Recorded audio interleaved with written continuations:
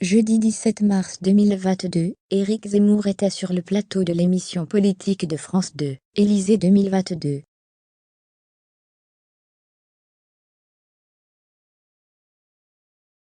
Il a été interrogé par Nathalie Saint-Cric, la responsable du service politique de France 2.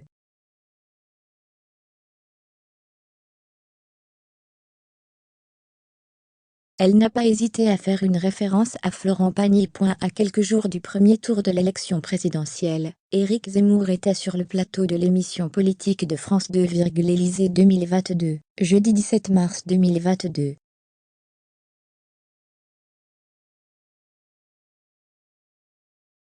Le candidat Reconquête est venu exposer ses idées pour la France alors qu'il est en campagne pour devenir le prochain locataire de l'Élysée.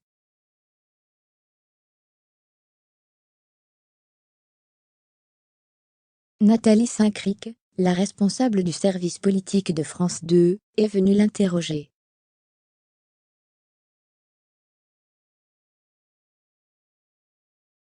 Elle a notamment voulu savoir ce qu'il pensait de la prise de position de Marion Maréchal, son nouveau soutien, concernant les prénoms donnés aux enfants français.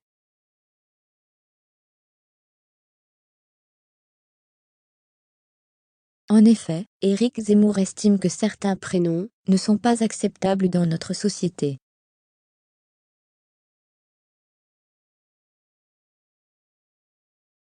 Seulement, comme l'a rappelé Nathalie Saint-Cric, la nièce de Marine Le Pen s'est démarquée de ce point de vue.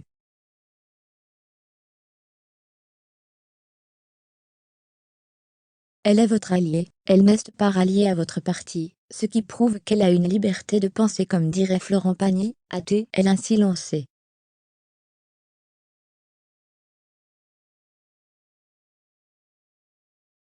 Une référence au chanteur qui a révélé être atteint d'un cancer. Le chanteur très engagé aurait sans doute préféré ne pas être cité dans une émission politique consacrée à Éric Zemmour.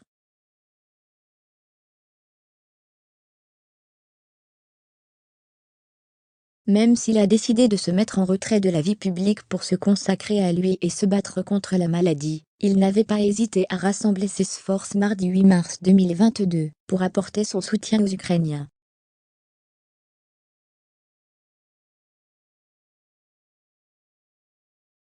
Florent Pagny est un homme engagé. En effet, Florent Pagny était présent lors du concert Unis pour l'Ukraine, diffusé en simultané sur France 2 et France Inter.